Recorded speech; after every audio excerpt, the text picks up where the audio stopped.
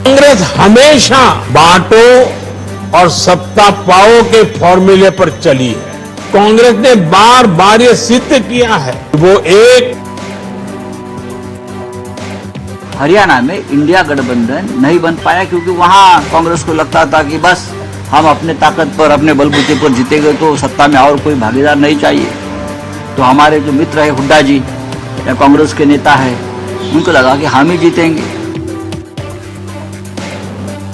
हमने क्या किया क्या नहीं किया, गलती कहाँ हुई, इसका विश्लेषण जरूर होगा, इस पर चिंतन जरूर होगा, बहस जरूर होगा, एक समिति का भी गठन होगा। ये प्रथा रहा है कांग्रेस पार्टी में और सबसे बातचीत करके ही ये विश्लेषण होगा। महाराष्ट्र और हरियाणा में बहुत फर्क है। हमारा हरियाणा एक छोटा जगह है, महाराष्ट्र बहुत बड़ा, देश की बहुत बड़े स्टेटों में एक है। इंडिया गठबंधन की मजबूती, इंडिया गठबंधन की ताकत थी कि नरेंद्र मोदी आज गठबंधन की सरकार चला रहे हैं। उस इंडिया गठबंधन की ताकत थी जिसका एक बहुत अहम हिस्सा कांग्रेस पार्टी है। आपने जिन पार्टियों का नाम लिया वो भी उसका हिस्सा है। मुझे लगता है ये हमारा अंदरूनी मामला है, हम आपस में इसको सुलझा लेंगे। अपने बलबूते कांग्रेस पार्टी भाजपा को नहीं हरा पा रही है। वहां पे अगर इंडिया गठबंधन के जो मेंबर्स हैं, जो घटक दल है, उनका साथ लिया जाए तो नतीजे कुछ अलग हो सकते हैं।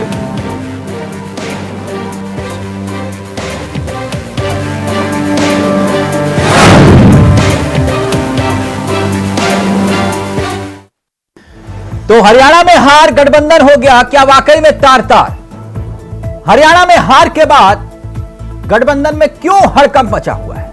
क्या वाकई में कांग्रेस की हट की वजह से हरियाणा हार गया इंडिया गठबंधन, या फिर यूं कह लीजिए कांग्रेस? हरियाणा में हार के कितने खलनायक हैं, यह एक अपने आप में सवाल खड़ा हो रहा है और यह सवाल कोई और नहीं बल्कि इंडिया गठबंधन के साथी ही खड़ा कर रहे हैं। एक तरफ बीजेपी जीत से गदगद है और पीएम के चेहरे यानी कि मोदी मैजिक खत्म ना होने का जिक्र कर रहे हैं। इंडिया गठबंधन क्या वाकई में बटा तभी चुनाव में वोट घटा? हार का साइड इफेक्ट देखिए कि सपा के 6 कैंडिडेट उपचुनाव में बिना कांग्रेस से बातचीत के उतार दिए गए। सैनी पीएम से मुलाकात कर रहे हैं, आगे की रणनीति पर चर्चा हो रही है। मगर हार के बाद इंडिया गठबंधन में सिर्फ फुटबॉल का दौर शुरू हो चुका है। आम आदमी पार्टी, शिवसेना, सपा कांग्रेस को नसीहत दे रहे हैं, नेशनल कॉन्फ्रेंस नसीहत दे रही है। सहयोगियों ने कांग्रेस पर सवाल उठाए और सीख लेने की जरूरत तक कह दी कि हरियाणा की हार से कांग्रेस को सीख लेनी चाहिए। अब सवाल यह कि आखिरकार इन झटकों के भीतर उस झटके का जिक्र भी जरूरी हो जाता है जिसमें नतीजों से उभर भी नहीं पाई कांग्रेस। सपा ने एक सियासी झटका दिया। सियासी झटका कैसे? हरियाणा के नतीजों ने सिर्फ हरियाणा में ही नहीं असर दिखाया, यूपी तक अब सियासी फिजाओं में इसका असर महसूस हो रहा है। कांग्रेस के खिलाफ क्या वाकई में सपा जाएगी? क्योंकि सपा ने सीधे तौर पर उपचुनाव में अपने प्रत्याशियों का ऐलान भी कर दिया, उस पर हम आएंगे। लेकिन उससे पहले बात यह करते हैं कि आखिरकार आम आदमी पार्टी के साथ अगर इंडिया गठबंधन या फिर यूं कहे कि कांग्रेस हाथ मिला लेती तो फिर सब कुछ ऑल इज वेल हो जाता। क्या वाकई में हरियाणा में कांग्रेस की सरकार होती? कुछ सीटें हैं, उसका सीटों का जिक्र बहुत जरूरी हो जाता है और ये सीटें बहुत ज्यादा ट्रेंड भी कर रही हैं कि आम आदमी पार्टी की वजह से कांग्रेस हार गई। कैसे? अब वो देखिए, समझिए। उदाहरण के तौर पर सीट है असम, हार का अंतर देखिए 2300 और आम आदमी पार्टी को वोट मिले 4290। ऐसी एक और सीट है उचाना कला, बेहद दिलचस्प सीट। हार का अंतर महज 32 वोट, आम आदमी पार्टी को मिले 2495 वोट। डगवाली सीट पर आइए, हार का अंतर है महज 610 वोट, आम आदमी पार्टी को वोट मिले 6606। ऐसे ही रानिया सीट देखिए, हार का अंतर 4191, 4191, आम आदमी पार्टी को वोट मिला 6697। ऐसे ही पुंडरी सीट का देखिए, हार का अंतर है 2197, आम आदमी पार्टी को वोट मिलते हैं 2571। ये 5 सीटें सीधे तौर पर दिखाई दे रही हैं, मगर हरियाणा के वोट प्रतिशत पर भी गौर फरमाना बहुत जरूरी है। बीजेपी को 48 सीटें मिली, लेकिन वोट मिलता है करीब 40%। अब कांग्रेस का वोट प्रतिशत पर गौर फरमाइएगा, 37 सीटें मिली है, मगर महज वोट प्रतिशत जो है बीजेपी से 39.09। यहां पर बहुत कम मार्जिन से वोट प्रतिशत से पीछे रह गई कांग्रेस। इंडियन नेशनल लोकदल 4% के आसपास वोट, जबकि बीएसपी खाता भी नहीं खोल पाई और उसे मिलता है लगभग 2% से भी कम का वोट। मगर एक फैक्टर यहां आम आदमी फैक्टर है, आम आदमी पार्टी को करीब 2% से भी कम वोट है, मगर ये साथ होते तो क्या वाकई में बात बन जाती? आप सुनिए राघव चड्ढा क्या कहते हैं। राघव चड्ढा का बयान बड़ा दिलचस्प है, ये देखिए। हमारी आरजू की फिक्र करते तो कुछ और बात होती, हमारी हसरत का ख्याल रखते तो एक अलग शाम होती। आज वो भी पछता रहा होगा मेरा साथ छोड़कर, अगर साथ साथ चलते तो कुछ और बात होती। कहना क्या चाह रहे हैं राघव चड्ढा? सीधा यही कहना चाह रहे हैं कि भाई हमें साथ ले लेते तो शाम कुछ और होती, सरकार आपकी होती। कांग्रेस को सलाह दे रहे हैं। उमर अब्दुल्ला वो क्या कह रहे हैं? मैं तो पहले ही जानता था एग्जिट पोल वक्त की बर्बादी है, लेकिन इतना गलत। जो लोग कपड़े बांधकर राजभवन का रास्ता नाप रहे थे वो घर बैठे रहे, और बीजेपी ने तीसरी बार हुकूमत बना ली। कांग्रेस को इस पर गहन विचार विमर्श करना होगा, लेकिन यह मेरा काम नहीं है। सलाह दे रहे हैं कांग्रेस को, नसीहत दे रहे हैं कि भाई आप कपड़े पहनकर राजभवन की तरफ देख रहे थे मुख्यमंत्री बनने का सपना। हुड्डा, कुमारी शैलजा, सुरजेवाला, लेकिन वो ये कह रहे हैं कि खेल हो गया। सोचना चाहिए, गहन विचार विमर्श। वैसे आने वाले 6 राज्यों की 28 सीटों पर उपचुनाव होने हैं। उत्तर प्रदेश में 10, राजस्थान में 6, बिहार में 4, मध्य प्रदेश में 2, पंजाब में 5, छत्तीसगढ़ में 1 सीट पर चुनाव होना है। और आने वाले वक्त में महाराष्ट्र, झारखंड, दिल्ली और बिहार में विधानसभा का चुनाव खड़ा है। तो ऐसे में इस हार और जीत के मायने क्या हैं? देश की सियासत का मिजाज क्या बदला है? आज इसी पर करेंगे चर्चा। हमारे साथ जुड़ चुके हैं मेहमान, लेकिन पहले कुछ बयान और फिर सीधा रुख करेंगे अपने मेहमानों की तरफ। हमेशा बांटो और सत्ता पाओ के फॉर्मूले पर चली है। कांग्रेस ने बार बार यह सिद्ध किया है कि वो एक गैर जिम्मेदार दल बन गया है। वो अभी भी देश को बांटने के लिए नए नए नैरेटिव गढ़ रही है। कांग्रेस समाज को बांटने का फॉर्मूला लाती रहती है।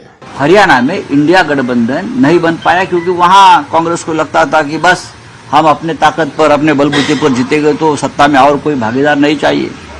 तो हमारे जो मित्र है, हुड्डा जी या कांग्रेस के नेता है, उनको लगा कि हम ही जीतेंगे। महाराष्ट्र की राजकीय परिस्थितियां अलग है और हरियाणा की राजकीय परिस्थितियां अलग है। महाराष्ट्र में शाहू फुले अम्बेडकर विचारधारा है, छत्रपति शिवाजी महाराज की विचारधारा का महाराष्ट्र है, तो वहां का और यहाँ की बहुत फर्क है। और महाराष्ट्र बड़े तादाद में बड़ी ताकत के साथ कांग्रेस और हमारी अलायंस पार्टी बहुमत से जीतेगी। तो गठबंधन मजबूती से आगे बढ़े, जैसे जम्मू और कश्मीर में हमने गठबंधन में नेशनल कॉन्फ्रेंस लीड लिया है, उनके नेतृत्व में ये लड़ाई जीती है कांग्रेस पार्टी ने, तो ये समझना जरूरी है कि यहाँ पर हम अपनी पर्सनल महत्वाकांक्षाएं आगे रखकर कहीं ना कहीं हम अपनी फाइट को अगर कमजोर करेंगे, ये सही दशा नहीं होगी। और मैं फिर से दोहराऊंगी कि हरियाणा ने एक बड़ा संदेश भेजा है, सभी को भेजा है। हमने क्या किया, क्या नहीं किया, गलती कहां हुई, इसका विश्लेषण जरूर होगा, इस पर चिंतन जरूर होगा, बहस जरूर होगी, एक समिति का भी गठन होगा। यह प्रथा रहा है कांग्रेस पार्टी में, और सबसे बातचीत करके ही ये विश्लेषण होगा। लगा था जो माहौल दिख रहा था कि हरियाणा में कांग्रेस का परफॉर्मेंस एक्स्ट्रॉर्डिनरी होगा, वो नहीं हुआ। तो हम सब कांग्रेस से भी हम बात करके सीखेंगे कि वहाँ क्या गलतियां हुई कि वो फिर से हम वो गलतियां। मैं इस पर टिप्पणी करके किसी भी बात को आगे नहीं बढ़ाना चाहती हूं, लेकिन मैं ये जरूर याद दिलाना चाहती हूं कि ये इंडिया गठबंधन की मजबूती, इंडिया गठबंधन की ताकत थी कि नरेंद्र मोदी आज गठबंधन की सरकार चला रहे हैं। उस इंडिया गठबंधन की ताकत थी जिसका एक बहुत अहम हिस्सा कांग्रेस पार्टी है। आपने जिन पार्टियों का नाम लिया वो भी उसका हिस्सा है। मुझे लगता है ये हमारा अंदरूनी मामला है, हम आपस में इसको सुलझा लेंगे। मुझे ऐसा लगता है कि ऐसे कई राज्य हैं इस देश में जहां पर कांग्रेस सीधी फाइट में अगर भाजपा को नहीं हरा पा रही है, तो वहां पे इंडिया गठबंधन के घटक दलों का अगर सहयोग और साथ मिले और गठबंधन के तौर पे चुनाव लड़ा जाए तो परिणाम जो होंगे वो अलग होंगे। जैसे कि हमने देखा कि मध्य प्रदेश, राजस्थान और छत्तीसगढ़ में अभी सीधी फाइट थी बीजेपी और कांग्रेस के बीच। वहां पे भारतीय जनता पार्टी का पलड़ा भारी रहा और चाहकर भी गठबंधन इंडिया अलायंस नहीं बना पाया। जैसे कि समाजवादी पार्टी चाहती थी कि मध्य प्रदेश में कांग्रेस और समाजवादी पार्टी साथ आकर चुनाव लड़ें, यहां तक कि समाजवादी पार्टी के अपने विधायक भी थे मध्य प्रदेश में, लेकिन वो हो नहीं पाया, जिसके चलते भारतीय जनता पार्टी को एक एज मिला जिससे वो जीत की कगार तक, जीत की फिनिश लाइन तक पहुंच पाए। तो कुछ जो राज्य जहां पर अपने बलबूते कांग्रेस पार्टी भाजपा को नहीं हरा पा रही है, वहां पे अगर इंडिया गठबंधन के जो मेंबर्स हैं, जो घटक दल है, उनका साथ लिया जाए तो नतीजे कुछ अलग हो सकते थे। तो नतीजे कुछ अलग हो सकते थे, लेकिन हुए क्यों नहीं? बात क्यों नहीं बनी? सीधा रुख कर रहे हैं अपने मेहमानों की तरफ। आपको बता दें आज हमारे साथ इस चर्चा में जो मेहमान कार्यक्रम का हिस्सा है वो चारों आपकी स्क्रीन पर हैं। अनीता अग्रवाल जी बीजेपी का चेहरा है, आशीष मिश्रा जी कांग्रेस का चेहरा है, डॉक्टर निमी हमारे साथ इस कार्यक्रम का हिस्सा बन चुकी हैं, आम आदमी पार्टी का चेहरा है, और साथ ही साथ राजनीतिक विश्लेषक ए के मिश्रा हमारे साथ इस कार्यक्रम का हिस्सा बन चुके हैं, जिनकी राजनीतिक टिप्पणियां अक्सर विवाद का विषय बनती हैं और भविष्यवाणियां सटीक साबित होती हैं। ए के मिश्रा जी, मैं चर्चा की शुरुआत आप ही के साथ करना चाहूंगा। एक मेरे मित्र ने भेजा वो व्हाट्सएप यूनिवर्सिटी पे, नहीं व्हाट्सएप यूनिवर्सिटी नहीं, उसने राजीव गांधी उन्मुक्त विश्वविद्यालय। अच्छा, व्हाट्सएप ओपन यूनिवर्सिटी बोलिए, रागा ओपन यूनिवर्सिटी। एक मिनट चर्चा को शुरू कर लें।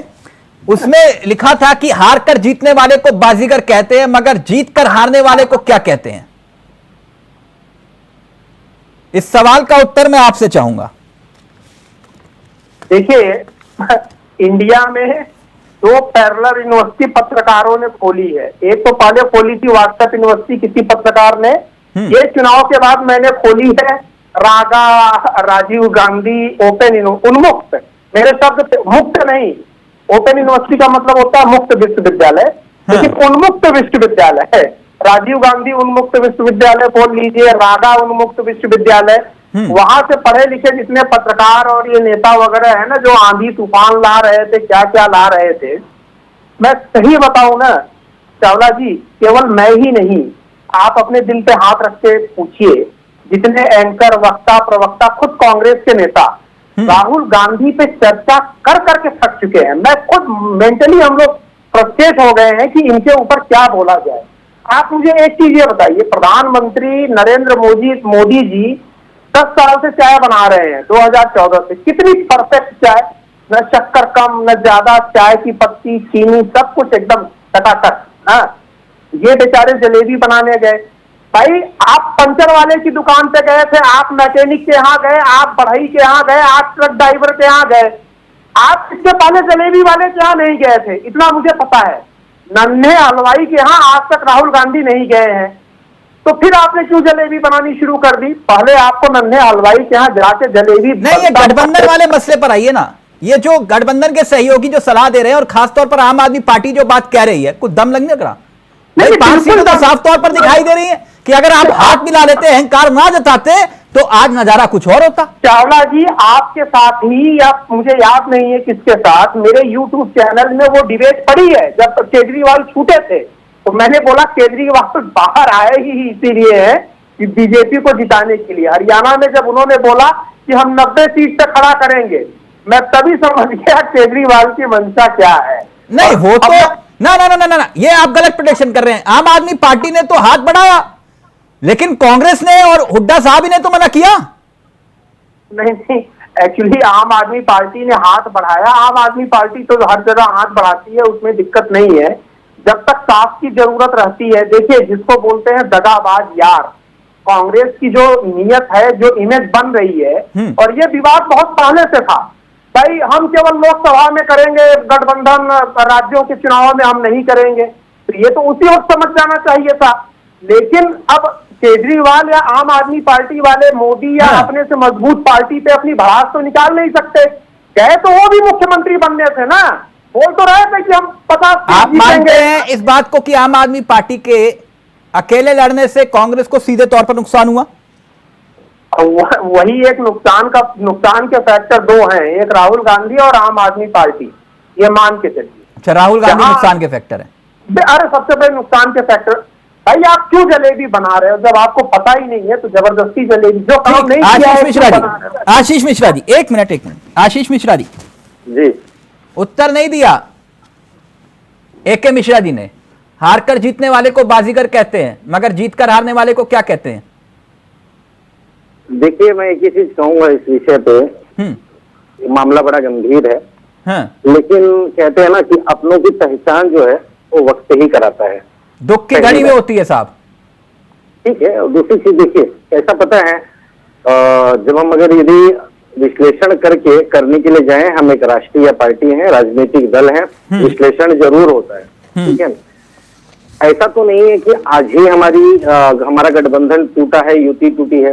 जिसके पहले भी चुनाव हुए थे, जिसको जहां पे अपनी शक्ति लगी वो वहां पे उस तरह से योग्यता के अनुसार लड़ा।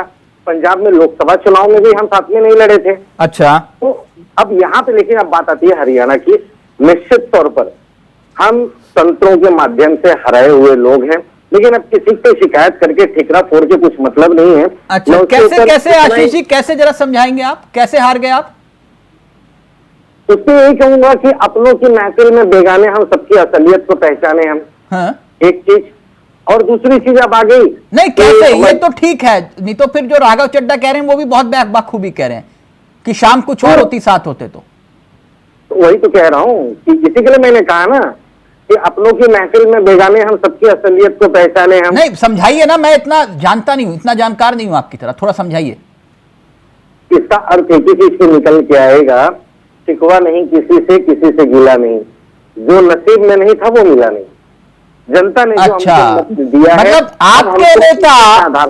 आपके नेता सफेद कुर्ता पजामा सिलवा के कलफ लगा के तैयार बैठे थे मुख्यमंत्री बनने के लिए। आप कह रहे हो कि जो नसीब में था नहीं वो मिला नहीं। तो कितने बदनसीब हैं आप? बदनसीब की बात नहीं है यहाँ पे। देखिए, मैंने आपको क्या कहा, लोकतंत्र के प्रक्रिया में तंत्रों के माध्यम से हम हरा दिए गए। एक चीज आप समझाइए तो सही, कैसे हारे आप? अब बता रहा हूँ, कौन से तंत्र ने आपको हरा दिया? बता रहा हूँ, सुनिए ना। अब देखिए, अपने 99% चार्ज वाली बैटरी के बारे में तो सुना ही ईवीएम मशीन के। अच्छा, और हमारे गठबंधन ने पहले से ही ये स्पष्ट कर रखा है, हमारी सरकार अगर बनती तो भी ईवीएम पे हमें संदेह था, संदेह है। तो और ये जब तक संदेह ये जम्मू रहेगा- कश्मीर नेशनल कॉन्फ्रेंस के साथ आपने जो वहां पे कुछ नहीं था गड़बड़? इसने कहा, हम कह तो रहे हैं कि अगर दोनों राज्यों में हमारी पूर्ण बहुमत की सरकार बन जाती तो भी हमारा यही प्रश्न होता, हमारा यही जवाब होता कि हमारा संदेह बरकरार है। जिस दिन कभी भी हमारी सरकार बनेगी, और बहुत जल्दी बनेगी, अच्छा, हमारी सरकार में आते ही ईवीएम को हम बैन करने का काम करेंगे। और दूसरी बात, नहीं, बड़ी जिम्मेदारी आप के साथ यूपी में 37 सीटें और फिर आप कहते हो कि नहीं वहां तो कोई दिक्कत नहीं थी। किसने कहा? हमारे बात ही- गठबंधन ने भी कहा है और हमने भी कहा है कि 80 में से 80 सीटें हम जीत जाते, हाँ। तभी भी हमारा संदेह और हमारा जो प्रश्न है ईवीएम के ऊपर जस का तस नहीं, करता मैं है। तो देखिए सीधी सीधी बात करता हूं आशीष जी, या तो फिर ये बोलने की हिम्मत जुटाइए कि जब तक बैलेट पेपर से वोट नहीं होगा तब तक कांग्रेस उस चुनाव में हिस्सा नहीं लेगी। बोलिए, ये हिम्मत है करने की? देखिए, हम जैसे जो कार्यकर्ता हैं जमीनी स्तर के, हाँ, हम लोगों की मांग तो यही होती है। नहीं, मांग नहीं करनी, एक बार करके देख लो। बोलिए, जब तक बैलेट पेपर से वोट नहीं होगा तब तक हम वोटिंग में हिस्सा नहीं लेंगे। कर सकते हो? रोज आकर ईवीएम को लेकर कोसने लग जाते हो आप चुनाव हारने के बाद। आपके सहयोगी कह रहे हैं, सुनिए, राघव चड्ढा ने सीधे तौर पर कहा कि हमारी आरजू की फिक्र होती तो बात कुछ और होती, हमारी हसरत का ख्याल रखते तो एक अलग शाम होती। यह समझ में नहीं आ रहा आपको वो क्या समझा रहे हैं? आपके सहयोगी कह रहे हैं अहंकार छोड़िए, अभी भी आप नहीं समझ पा रहे। मैं स्पेशल तौर पे ही ये बात कह रहा हूं कि यदि राघव चड्ढा जी को इतनी फिक्र थी भारतीय जनता पार्टी को रोकने के लिए, अगर इतनी ही तैयारी थी, तो राघव चड्ढा जी को कहना चाहिए था कि भैया हम 90 सीट पे उम्मीदवार जरूर खड़े कर रहे हैं, लेकिन हमारे एक भी उम्मीदवार जीतने के उतने योग्य नहीं है। तो एक काम कीजिए, कांग्रेस पार्टी इंडिया गठबंधन की सबसे बड़ी पार्टी है, सबसे मजबूत पार्टी है, एक काम कीजिए, हम आपको बिना शर्त समर्थन देते हैं। आशीष जी, नहीं, आप यहां पे भी जलेबी बना रहे हो। आपके साथ गठबंधन के तौर पर हाथ मिलाने के लिए आम आदमी पार्टी तैयार थी, आपने हाथ पीछे खींचे। ठीक है, तो राघव चड्ढा जी को कह दीजिए जाके मुख्यमंत्री पद की शपथ ले लें। मुख्यमंत्री पद की शपथ ले लें, यही तो अहंकार आपका दिखाई दे रहा है, और इसी अहंकार की बात तो आपके सहयोगी कर रहे हैं।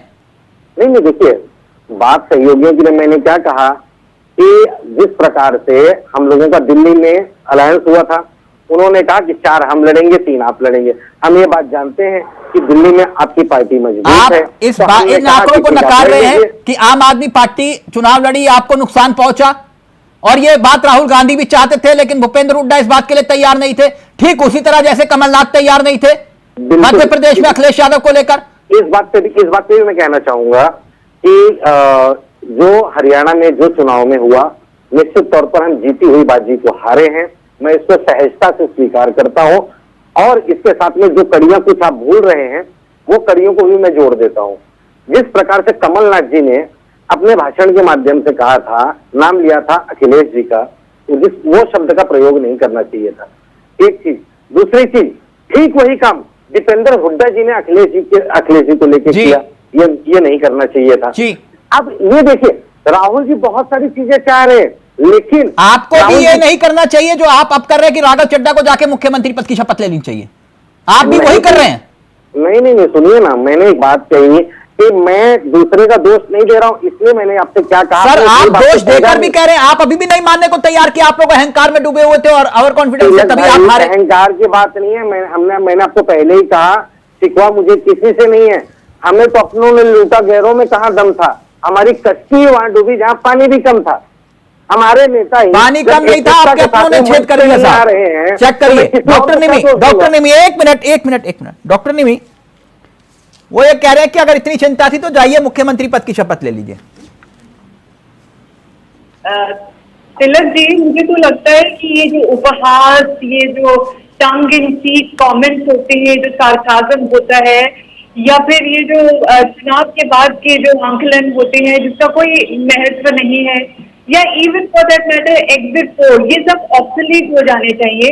ये सिर्फ और सिर्फ ऊर्जा को वेस्ट करने की एक्सरसाइजेज हैं।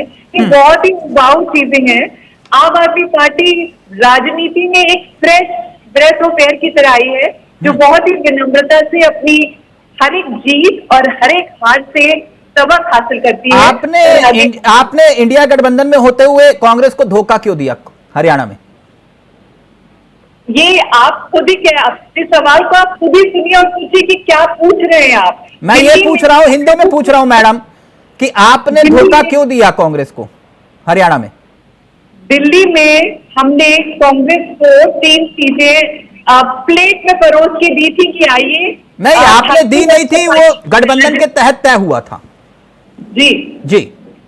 उसके बाद जब हरियाणा की बारी आई तो उनकी इंक्लिनेशन नहीं दिखी हमें हमारी पसंद की सीटों को देने की, और उसको भी हमने विनम्रता से स्वीकार करके कहा कि चलिए इसी बहाने हमारा संगठन इम्प्रूव होगा, हम पूरे दम खम से अपने एक एक कोने में जाके हमारे कार्यकर्ता इलेक्शन लड़ेंगे।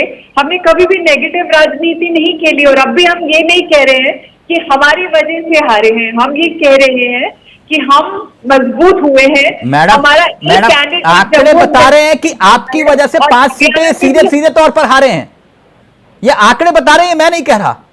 32 वोट से वहां पर हारे हैं, और आपके प्रत्याशी को 2495 वोट मिले हैं, आप अपनी जमानत नहीं बचा पाए। वो वही बात तो आशीष जी भी कह रहे हैं, अधिकांश सीटों पर आप जमानत नहीं बचा पाए अपनी।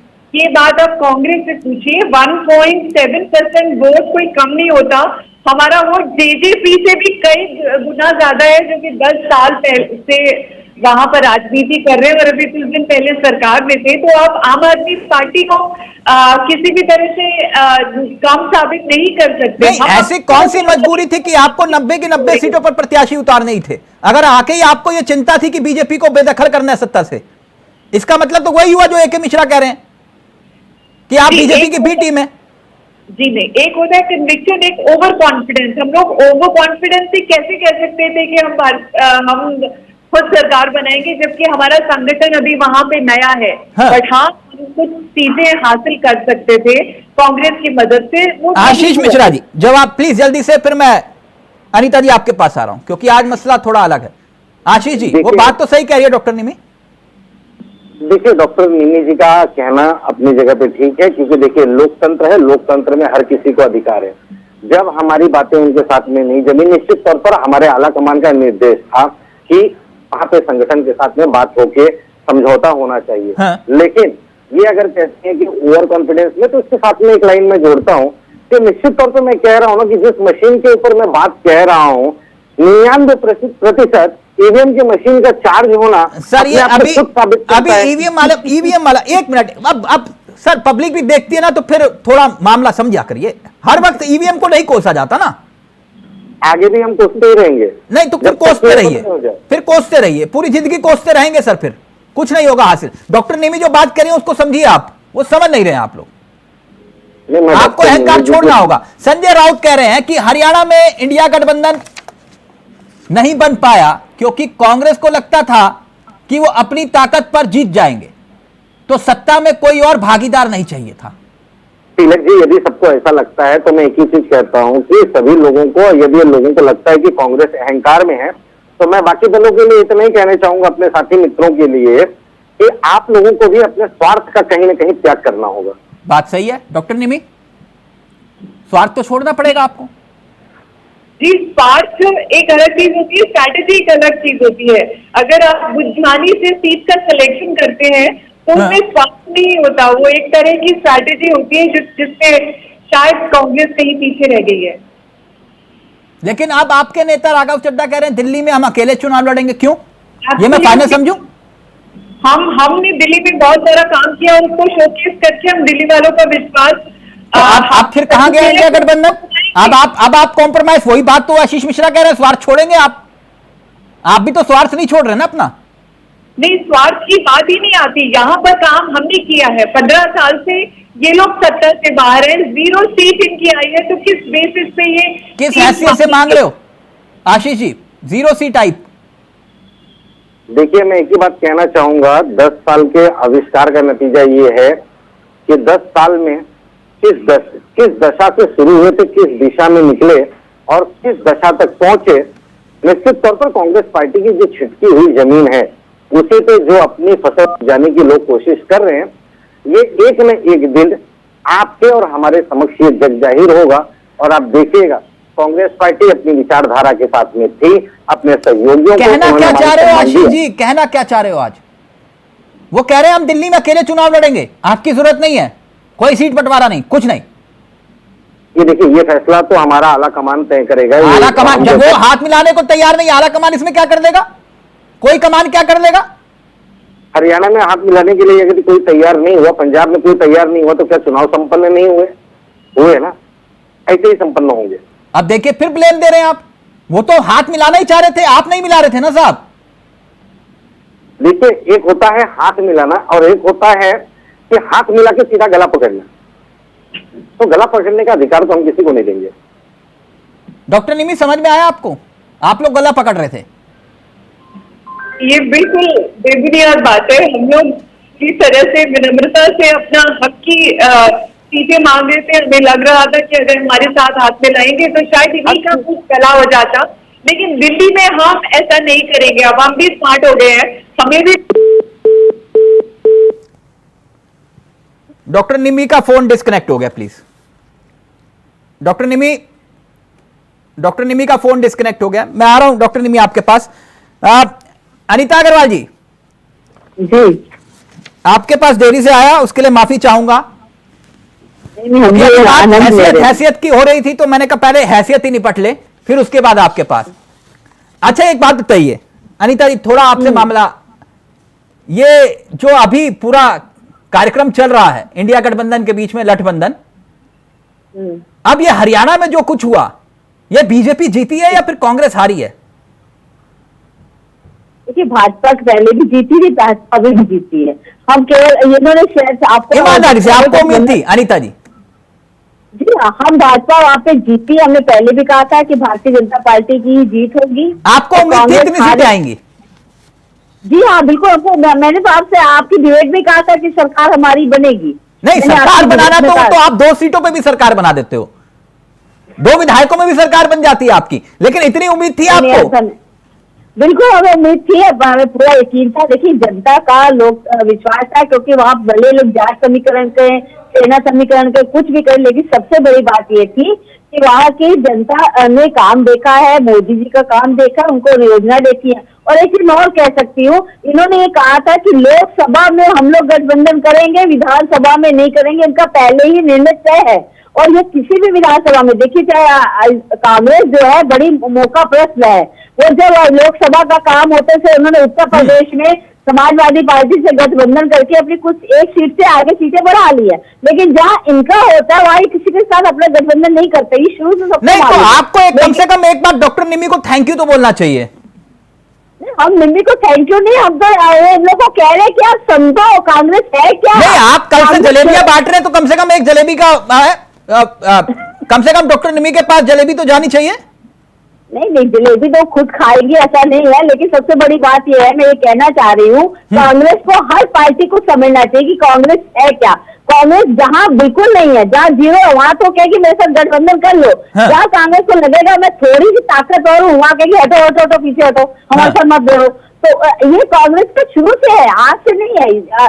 हम लोग तो बहुत अच्छे से जानते हैं, इसलिए कांग्रेस समझाते थे। लेकिन अब ये है कि सबको लगता था कि भारतीय जनता पार्टी को रोको, चाहे जैसे रोको, बस मोदी जी को रोको, भाजपा को रोको। अरे आप देश के अंदर कम से कम हम सबका साथ, सबके विकास, यानी आप ये कह रहे हो जिसके साथ होते हैं उसको खा जाते हैं? नहीं, मैंने कह रहा खा नहीं जाते। जहाँ ये शून्य होता है वहाँ ये जो पार्टी उसके साथ हाथ मिलाना चाहते हैं, जहाँ इनको लगता है कि हम ताकतवर है, वहाँ उसको कहेंगे हट जाओ तुम, हम अकेले ही काफी हैं, हम थोड़ा साथ भी करेंगे। ये कांग्रेस का शुरू से रवैया, आप किसी भी जगह देख लीजिए, आप हर जगह देख लीजिए, हर जगह यही हाल है। अब इसीलिए कांग्रेस, जैसे कि उदाहरण के तौर पर आप जो है अकाली दल के साथ रहे, एक मिनट अनीता जी, आपकी की बात, जैसे आप अकाली दल के साथ रहे, आपने अकाली दल को खत्म कर दिया। आप हरियाणा में हजका के साथ रहे, आपने हजका को खत्म कर दिया। आप जैसे पीडीपी के साथ रहे, पीडीपी को खत्म कर दिया। आप यही कह रहे हैं, ठीक वैसे ही है? देखिए, कोई किसी को, हमने किसी को, आप जेजेपी के साथ रहे, जेजेपी खत्म। नहीं, देखिए तिलक जी, मैंने जो कहा है आप उसी को, मैंने कहा कांग्रेस जहाँ पे शून्य होती है, वहाँ अपने को सबके से गठबंधन करना चाहती है। जल्दी से आशीष मिश्रा जी, फिर मैं के मिश्रा की थ्योरी पे आऊंगा। ये फिर भी आप पे बोले कि ये बीजेपी की बी टीम है। एक मिनट, जल्दी से आशीष मिश्रा जी बोले क्या कहना चाहते हैं। आज बहुत डिफेंसिव है मामला। नहीं, देखिए मैंने बी टीम का कहीं पे नाम नहीं लिया। नहीं, मैं आपकी बात नहीं कर रहा, आप बोल भी नहीं सकते, आपकी हिम्मत भी नहीं है बी टीम बोल दो आप। आपको भैया दिल्ली में सीटें नहीं मिलेगी, 2 सीटें नहीं मिलेंगी, आप लिख लीजिए हमसे। सुनिए सर, आपके नेता इसी चर्चा में बैठ के जिस दिन केजरीवाल जेल से बाहर नहीं निकले थे, उन्होंने कहा था कि केजरीवाल 2 दिन के बाद जेल से बाहर निकलेंगे। मैंने पूछा क्यों, बोले लिख लीजिए 2 दिन के बाद जेल से बाहर निकलेंगे क्योंकि हरियाणा में चुनाव लड़ना है, बीजेपी की बी टीम है। इसी चर्चा में कहा था आशीष मिश्रा जी, आप ही के प्रवक्ता बैठे हुए थे, बोलिए। ठीक है, देखिए सबका अपना व्यक्तिगत राय हो सकता है। मैं पता नहीं आपके यहाँ कितने, सबके 10 के 10 मुंह है, किसी का कम से कम एक मुंह तो रखिए पार्टी का। सुनिए ना सर, सुनिए, इतना लोकतंत्र मत जाइए कि सर गठबंधन हो जाए, बात रखिए। तिलक जी, इतना ही कहूंगा कि लोकतंत्र में हर किसी का अधिकार है। अगर आम आदमी पार्टी को लगा कि हमसे समझौता करना चाहिए, उन्होंने बातों को रखा। हमारे प्रदेश के लोगों ने, जहां उनका विश्लेषण था, क्योंकि वो वहां पे क्षेत्र में काम कर रहे हैं, उन्होंने अपनी शक्ति को जाना समझा, उन्होंने नहीं किया। जिस प्रकार से आपने मेरी सीटों को दिखाया, इसी प्रकार से हर जगह पे देखा जाए। अनीता जी कह रही है जब आपको जरूरत होती है तो आप घुटनों पे आ जाते हो, वरना फिर उसके बाद किसी को पूछते नहीं हो। कुल मिलाकर वो ये समझा रही हैं। अब आप इसे अहंकार कहें या कुछ भी कहें, कांग्रेस पार्टी है। कांग्रेस पार्टी अपनी विचारधारा को छोड़ के कभी घुटनों पे नहीं आ सकती है और न कभी जाएगी। कौन सी विचारधारा? और सुनिए, दूसरी चीज रह गई कि भारतीय जनता पार्टी एक भस्मासुर स्वरूपी अवतार में है। ये जिनके साथ में रहते हैं, ये या तो उनके घर परिवार को तोड़ देते हैं या उनकी पार्टी को समाप्त कर देते हैं। टीडीपी की जो महबूबा मुफ्ती जी थी, आज उनको एहसास होता होगा कि मैंने किसके साथ में हाथ मिलाया था। अकाली दल को पहले एहसास हो चुका, हमारे शिवसेना के उद्धव ठाकरे जी को एहसास हो चुका। आदरणीय जल्दी से, फिर मैं मिश्रा जी आपके पास आ रहा हूँ। और देखिएगा, देखिए ऐसा है, कोई भी ऐसा नहीं है कि जिसके साथ आप साथ ले लो उसका साथ। सबसे बड़ी बात है, हम सबका साथ सबके विश्वास किया। हमारी जब विचारधारा से लोग आते हैं और जुड़ते हैं, जब हम हमारी विचारधारा को धोखा देते हैं, सुन लीजिए, जब विचारधारा को धोखा देते हैं जवाब देती है, जनता जवाब देती है। आप जब किसी के साथ विश्वासघात करते हैं, जनता उसका जवाब देती है। ये जनता ने जवाब दिया, पार्टी ने नहीं दिया, भारतीय जनता पार्टी नहीं है, जनता ने। जब आप विश्वासघात करोगे तो विश्वासघात का नतीजा जनता पार्टी देगी, जनता देगी, जनता देगी। लेकिन जनता जो है, हम जनता के साथ है, जनता हमारे साथ है, और जनता जानती है कि हमारी नीयत साफ है। जब हमारी नीयत साफ है तो जो भी गलत कदम उठाते हैं उसका नतीजा इसको खुद भुगतना पड़ता है। आपकी बात से ध्यान दे रहे हैं ना, आप लोग भस्मासुर हो गया ना हमको। अरे भस्मासुर नहीं है, हम लोग संरक्षण करते हैं, राम के पुजारी है, राम के सेवक हैं हम लोग। पल रही है जनता देखती है क्या आपने सही किया, क्या गलत किया। आपने भाषण में विश्वासघात भारतीय जनता पार्टी की सिफारिश के लिए वोट मांग रहा था। आप राम रहीम की सिफारिश को भारतीय जनता पार्टी को नहीं, आज राम रहीम एक मिनट रुके, नहीं, एक मिश्रा रहेंगे, एक मिश्रा, एक मिनट, नहीं, राम रहीम के बारे में नहीं, अनीता जी राम रहीम के बारे में कुछ नहीं बोलेंगी। एक मिनट, एक मिश्रा जी, आपने एक मिनट, कुछ घंटे पहले, कुछ मिनट पहले आपने कहा कि केजरीवाल बाहर आए, इसकी तय हो गया था कि हरियाणा में खेल होगा। उसका आधार, पहली बात, और दूसरी बात यह कि आप क्या यह साबित करना चाहते हैं कि भैया वो आम आदमी पार्टी जो है बीजेपी की बी टीम है? नहीं, मैं बिल्कुल भी साबित कुछ नहीं करना चाहता। इस तरीके से डिस्प्यूट है, इसके पीछे लॉजिक है। क्या लॉजिक ये है कि अगर केवल 2 पार्टियां, देखिए कॉम्पिटिशन कितने तरीके का होता है, पॉलिटिकल कॉम्पिटिशन, हाँ, मोनोपोली हो गया, मोनोपोलिस्टिक हो गया, ओलिगोपोलिस्टिक हो गया, प्योर कॉम्पिटिटिव। 2 पार्टियां हैं तो चीजें रिजल्ट बड़ा क्लियर रहती हैं, कौन जीतेगा कौन, अंधा आदमी भी बता देता है। 2 से 3 हुआ, 3 से 4 हुआ, 4 से 10 पार्टियां हो गई। बहुकोणीय मुकाबला जब होता है तो वहां पे वोट कटेंगे। अब अगर केजरीवाल ने डिक्लेयर किया कि 90 सीटें हम लड़ेंगे, अब इसको सोचिए कैसे होगा। वोट कटेगा या तो बीजेपी से कटेगा या कांग्रेस से, क्योंकि 2 ही मेन पार्टियां हैं। अब कांग्रेस से ही क्यों कटेगा, इसके पीछे भी लॉजिक है, बताइए। बॉन्डिंग का सिस्टम समझिए। जो पार्टी लूज होती है, जैसे एक अंगूर का गुच्छा है जो पका हुआ है, उसी से अंगूर गिरेंगे, जो कमजोर बॉन्डिंग है। तो कांग्रेस पार्टी संगठन के आधार पे वोटरों के साथ उनकी बॉन्डिंग कंफ्यूजन वाली है और कमजोर है। तो जो कमजोर बॉन्डिंग जहां पे होगी, जिस पार्टी के अपने वोटरों से, वोट तुरंत वहीं से खसकेंगे। तो इसलिए मैंने ये सोचा था कि कांग्रेस पार्टी का वोटरों से कांटेक्ट उतना नहीं है, तो वोट कटेंगे तो कांग्रेस से नहीं, कटेंगे। कांग्रेस के अहंकार था, कॉन्फिडेंस, ओवर कॉन्फिडेंस था, क्या था, आपको क्या लगता है? नहीं, ये अहंकार और ओवर कॉन्फिडेंस कांग्रेस वाले, देखिए मैं आपको सबसे बताऊं, कांग्रेस वाले अहंकार तो करने के कंडीशन में ही नहीं है। अहंकार तब होता है जब आप एक्स्ट्रा ऑर्डिनरी परफॉर्मेंस करिए और लगातार करिए। ये बेवकूफी है, ये ओवर कॉन्फिडेंस वगैरह नहीं है, ये बेवकूफी है। हाँ, ये महाबेवकूफी है। जलेबी बना, अब सर क्या बात करते हो, हरियाणा में और इस बेल्ट में अभी नहीं, द्वापर युग से लोगों के सुबह का नाश्ता रहा है जलेबी और दही। नहीं, द्वापर युग में कहां चले गए आप? अभी इसी सुन लीजिए ना, सुन लीजिए, जलेबी और दही कॉमन नाश्ता है।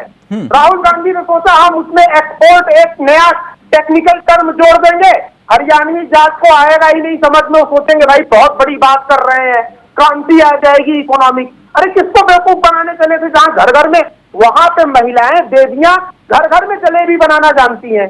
हम लोगों के बेल्ट में लोग जलेबी बनाना बच्चा तो आप कह रहे हो जलेबी ने हरा दिया?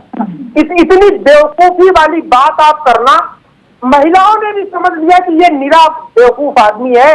नहीं, प्लीज व्यक्तिगत नहीं AK मिश्रा जी, नहीं व्यक्तिगत नहीं प्लीज।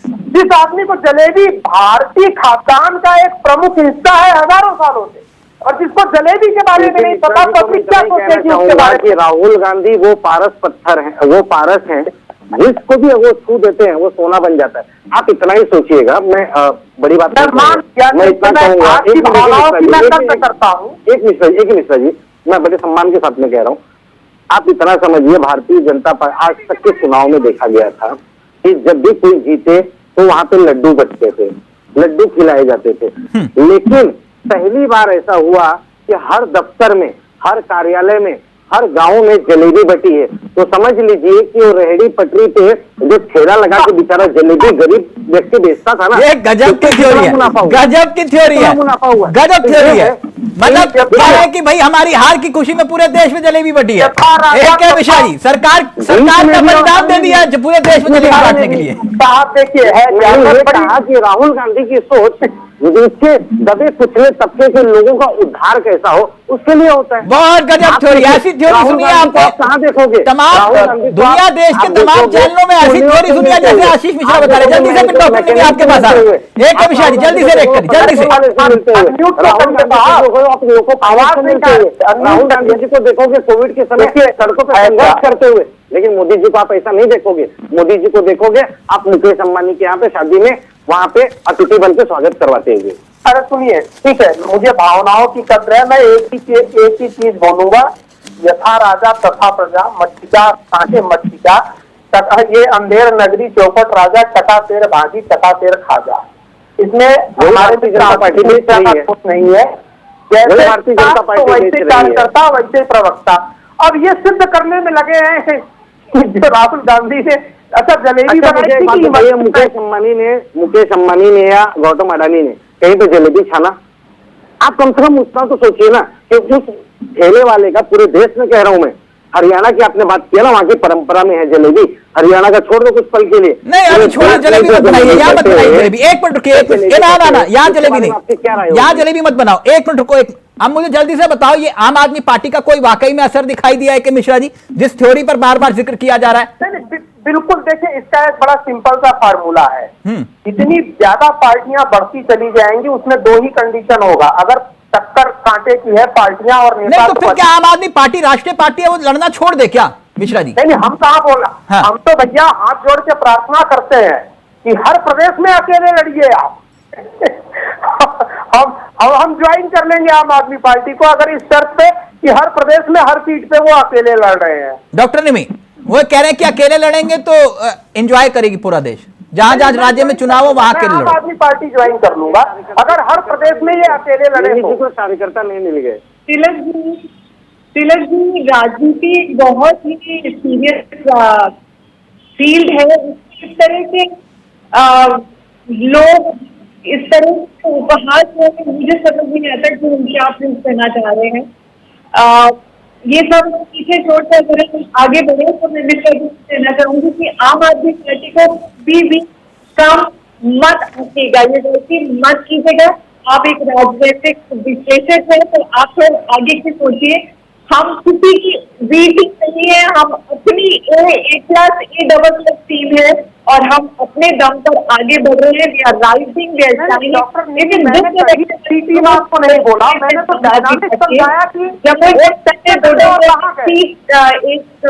जीती है और किसी ने कुछ भी नहीं किया। आप प्लीज हमें कंग्रेचुलेट कीजिए, हमारा हौसला बढ़ाइए। हम कहीं जा रहे हैं नहीं डॉक्टर नेमी वो ये नहीं कह रहे कि आप बी टीम है, वो ये कह रहे हैं कि आप अकेले लड़िए, पूरा देश एंजॉय करेगा जिस राज्य में चुनाव हो। अगर ऐसा होगा तो हमें भी बहुत खुशी होगी। हम धीरे धीरे अपनी ताकत को बढ़ा रहे हैं। नहीं तो अब आपका गठबंधन है या नहीं? अभी एक मिनट अभी क्लियर, एक मिनट डॉक्टर नेमी, मैं आपको इंडिया गठबंधन का हिस्सा मानूं नहीं मानूं, क्या है? जनता बड़ी कंफ्यूज है। आप मतलब कुछ तो तय करिए ना, कुछ तो बताइए। अब आप कह रहे हैं दिल्ली में हम अकेले लड़ेंगे, हमारी मर्जी। आप कह रहे हैं उनकी 0 सीट आई, हम नहीं देंगे सीट, हमारी मर्जी। तो आप हिस्सा है या नहीं है?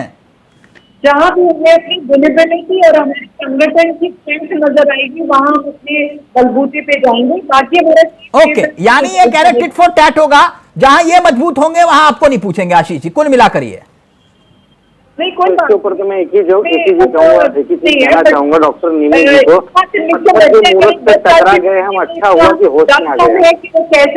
क्या आशीष जी क्या कह रहे हैं? एक मिनट डॉक्टर नीमी कुछ कह रहे हैं, क्या कह रहे हैं आप? उनके भविष्य की जिस प्रकार से उन्होंने बातें कही है डॉक्टर नीमी जी ने, बड़े सम्मान के साथ में कहता हूं मैं कि पत्थर की मूरत से टकरा गए हम, अच्छा हुआ होश में आ गए हैं। मतलब होश में आ गए।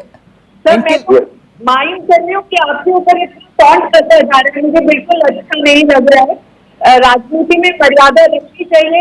राहुल जी का इतना मजाक उड़ाने का किसी को हक नहीं है। मैं समझ नहीं पाया नीमी जी ने क्या कहा। नहीं, आज आप लग रहा है कुछ फिल्मी स्टाइल में आशीष जी।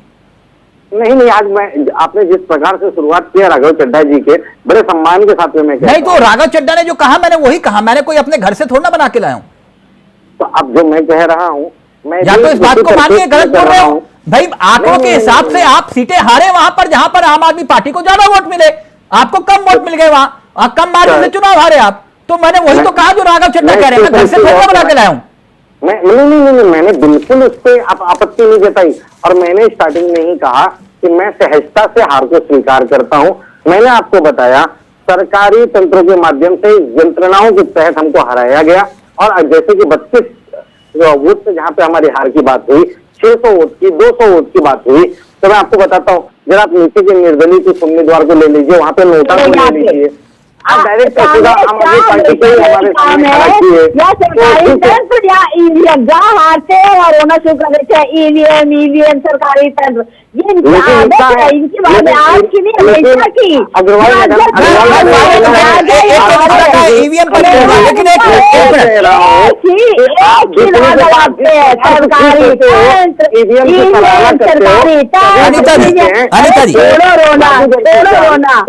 अनिता जी एक मिनट, आज आशीष जी इतने डिफेंसिव है, वो मतलब वो भी कंफ्यूज है कि आम आदमी पार्टी को लेकर बोलूं तो बोलूं क्या, कहूं तो कहूं क्या, जाऊं तो जाऊं का। एक मिनट अनिता जी एक बात बताइए, आप हरियाणा में चुनाव जीत गए, पूरे देश की सुर्खियां हैं, लेकिन एक बात पूरे देश को यह भी बताइए कि हरियाणा में आप कह रहे हो कि हम जीत गए, ये हरियाणा में आपके मंत्री कितने हारे?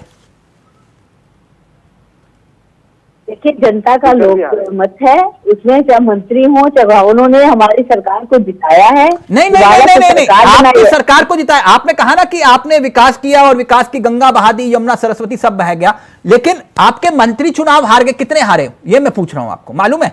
सैनी सरकार में आप ऐसे बताइए, मंत्री अगर हारे हैं तो कई दूसरे विधायक भी जीते, ऐसा उन्होंने सरकार, देखिए जनता बहुत समझदार है। मंत्री हारे तो वही तो, अगर आपने विकास किया है तो मंत्री चुनाव हार गए अपना, तो कोई कारण रहा होगा ना कि जनता ने मंत्री चुनाव हार गए। मैं कह रही हूँ जनता का लोक मत है, हमको स्वीकार है।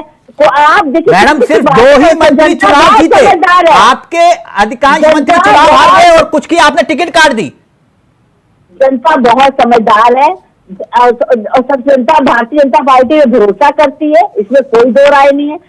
अब ये है कि जनता का लोकमत है, हमें स्वीकार है। अगर 10 में से 8 मंत्री चुनाव हार जाते हैं, आप कह रहे कोई दिक्कत नहीं है, जब आप कह रहे हो कि हमने विकास की गंगा बहा दी। विकास की गंगा हमने क्या सबका साथ सबका विश्वास का कार्य किया है, और सबसे बड़ी बात है जनता ने भरोसा किया है। और मैंने कहा ना, जनता बहुत समझदार है। जो मैडम जनता ने भरोसा किया आप ये कह रहे हैं, लेकिन एक हकीकत ये भी तो है कि आपका और कांग्रेस का वोट प्रतिशत में कोई ज्यादा अंतर नहीं है। जितना आपको वोट मिला उतना ही वोट जो है कांग्रेस को भी मिला, तो हम इसे क्या माने? आप देखिए, हम तीसरी बार है न, हमेशा आप देखिए जो सत्ता में रहता है उसके नेगेटिव काफी होता है, लेकिन बावजूद तीसरी बार जिताया गया। बड़ी बात है। लेकिन एक बात ये भी अनीता जी, मैं आपसे वही तो जानना चाह रहा हूं कि ये भी तो है कि जम्मू कश्मीर में या तो मुकाबला टाई हुआ ना, टाई हो गया ना 1-1 का। जम्मू कश्मीर में आप 370 के बाद हार गए। देखिए जम्मू कश्मीर में और यहाँ पे फर्क है। जम्मू में देखिए, वहाँ पे कश्मीर में सबसे बड़ी बात है, आप जानते हैं कि किस हमेशा वहाँ पे जम्मू में हमेशा सीटें प्लस हुई है, हम जम्मू में जीते हैं।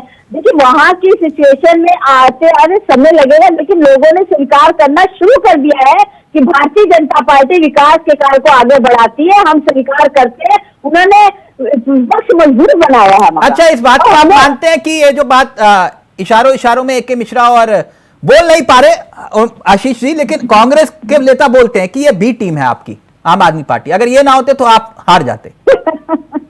ऐसा है, ये बी टीम है, या आपको अगर बी टीम होती तो कभी भी ये गठबंधन सब इकट्ठे ना होते, या जहाँ थैंक यू तो बोलना चाहिए डॉक्टर निमी को। नहीं, हम थैंक यू इन लोग को इसलिए नहीं बोलेंगे क्योंकि लोग तो स्वार्थ की राजनीति कर रहे हैं, ये जनता की राजनीति नहीं कर रहे हैं, ये अपने हित की राजनीति कर रहे हैं। ठीक, जल्दी से फाइनल कमेंट आप ही का लूंगा Anita Agarwal ji, final comment. 1 minute, A K. Mishra ji, ये बात समझ में नहीं आई, मैं जनता के लिए कर रहे हैं ना। ठीक है, आपको 39.94, 1 मिनट आशीष जी, 39.94% वोट मिला था और कांग्रेस को 39.09, यानी कि लगभग सेम है मामला हरियाणा में। खैर, आज ए.के. मिश्रा जी, वो जो ये ईवीएम ये सुबह उठ के हम लोग कहते हैं राम राम राम राम राम, ये कहते हैं ईवीएम, समझ में नहीं आता, ये हर बार ये हारे तो ईवीएम।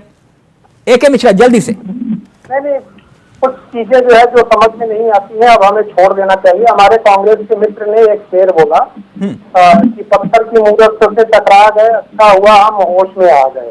वो गलत शेर बोला। पूरा कंक्लूजन ये है, पत्थर की मूरत से टकरा के चूर चूर हो गए, चुनाव के पहले मदहोश थे और चुनाव के बाद और मगरूर हो गए। एक मिनट अनीता अग्रवाल जी, ये विषय वैसे कुछ है नहीं, लेकिन है भी बहुत बड़ा, और इस विषय पर मुझे लगता है कि कोई लाइव में कमेंट कर रहा है तो होगा। वो ये कह रहे हैं कि बाकी सब ठीक है, जीत मुबारक हो, आपको बहुत बहुत मुबारक हो, लेकिन ये टमाटर प्याज कितने रुपए किलो मिल रहा है? हरियाणा में जीत के अच्छी बात है, लेकिन अभी टमाटर प्याज कितने रुपए किलो मिल रहा है? अनीता जी से पूछिए, कितना मिल रहा है मैडम? देखिए तिलक जी, मैं पहले भी इस बात को कई बार कह चुकी हूँ कि ये जो टमाटर, प्याज, आलू, ये उपजाऊ पे डिपेंड करता है। किसानों की ज्यादा होता है या कम होता है, उससे रेट ज्यादा होते हैं। कितना है इस वक्त रेट, क्या है आप बता नहीं रहे हो? क्योंकि बहुत हुई महंगाई की मार अब की बार मोदी सरकार, तो मैं इसलिए पूछ रहा हूँ क्या रेट चल रहा है? मैंने कहा ना, ये जो नहीं टमाटर के 70-80 रुपए किलो चल रहा है, लेकिन मैं इतना बताना चाहती हूँ 70-80 रुपए किलो। मैडम ये तो कह रहे हैं कि शतक हो गया है टमाटर का, 100 रुपए पार हो गए। आप खरीद के लाते हैं? आप तो गृहिणी है, कितने रुपए किलो चल रहा है? ये हमारे यहाँ तो 80 रुपए किलो मिल रहा, हमने अभी आज ही लेकर आए हैं। अच्छा, लेकिन ऐसे बता रहे, मैंने ऐसे भी कहा कि ये जो कृषि के जो टमाटर है, आलू है, प्याज है, ये बहुत कुछ किसानों पे डिपेंड करता है, कुछ मौसम मतलब किसानों की आय बढ़ाने के लिए आप जो है ये नहीं फसल, ये महंगाई होती है अच्छी नहीं ना, फसल कभी अच्छी कभी खराब, ये फसलों के उसमें होता है। इसमें ये नहीं है कि महंगाई सरकार द्वारा बढ़ा दी कि टमाटर का रेट बढ़ा दो। इन्होंने ना मुझे खाली इतना बताइएगा मैडम। एक मिनट अभी क्लियर कर लेते हैं। आपने कहा कि आप सब्जी मंडी गए और आपने वहां पर सामान खरीदा, क्योंकि गृहिणियों से जुड़ा हुआ मामला है, पूरे देश में चर्चा होती है महंगाई को लेकर। आप सच बताइएगा कि ये जो मटर है वो लगभग 300 रुपए किलो चल रहा है क्या? कि मटर का मुझे नहीं मालूम, मैंने मटर खरीदा नहीं इधर। अच्छा, प्याज तो आप खाते नहीं होगे? प्याज मैं खाती नहीं। सही खाते नहीं हो आप? प्याज लहसुन नहीं खाते। अच्छा अच्छा, ये हरा धनिया 200 रुपए किलो, हरी मिर्च 150 रुपए किलो, शिमला मिर्च 150 रुपए किलो, बीन्स 150 रुपए किलो, टमाटर 120 रुपए किलो, फूल गोभी 120 रुपए किलो। प्याज आप खाते नहीं है, लेकिन ये भी 80 के आसपास और पालक भी 80 रुपए के आसपास। क्या ये सच है? एक बात बताइए तिलक जी, एक बात बताइए, धनिया कौन 1 किलो? धनिया तो अभी थोड़ा सा ही वैसे भी लिया जाता है धनिया, तो सबसे आप 1 किलो की बात करते हैं। 1 किलो में काफी चीजें आती है और कितने परिवार मिल के खाते हैं। और सबसे पहले मैंने कहा ना, मैंने क्या कहा, किसानों के ये फसलों पे डिपेंड करता है, कभी फसल अच्छी होती है, कभी नहीं। ये 2014 से पहले थ्योरी नहीं बताते थे ना आप? 2014 के बाद थ्योरी आपको, अरे उस समय आपको मालूम नहीं 50 किलो प्याज थे चलते चलते वो। अच्छा, नाराज मत होइए, मैंने सिर्फ महंगाई का सवाल पूछा। एक मिनट अनिता जी, फाइनल कमेंट आपसे आखिरी सवाल पूछ रहा हूं। वो जो 450 रुपए के सिलेंडर का वादा किया आपने, वो मिलेगा ना मैडम वो हरियाणा में? वो नीचे तय होगी, जैसे तय होगी वैसा पता चलेगा, उसमें अभी हम पता चलेगा मतलब नहीं। राजस्थान में आपने कहा था 450 रुपए का सिलेंडर देंगे, वहां आपने दिया नहीं। केंद्र सरकार ने कहा कि हमने बोला ही नहीं था 450 रुपए का। तो मैं तभी पूछ रहा हूँ, सिलेंडर मिलेगा 450 रुपए का? देखिए ऐसा है, वहाँ की जैसी तय होगा, बैठक होगी, वैसे क्या होगा कि 450 का होगा, क्योंकि ये सारी केंद्र। मैडम, अब तो हरियाणा जीत के बाद आप जलेबी खा रहे थे, आप यहाँ जलेबी बना रहे हो। इनका देखिएगा, जलेबी बहुत फेमस हो चुकी है। ठीक है, लेकिन महंगाई को लेकर के कुछ करिए मैडम। इसको खाना चाहिए। अब देखिए, अगर दर्शक ये सवाल भेज रहा है तो कुछ ना कुछ तो बात होगी ना महंगाई को लेकर, है ना? हरियाणा जीत हार। चलिए, थैंक यू, सम्मान करते हैं, हमारी जनता है। थैंक यू सो मच, बहुत बहुत शुक्रिया आप सभी का, बहुत बहुत शुक्रिया। फिलहाल मुझे दीजिए इजाजत। नमस्कार, जय हिंद, जय भारत।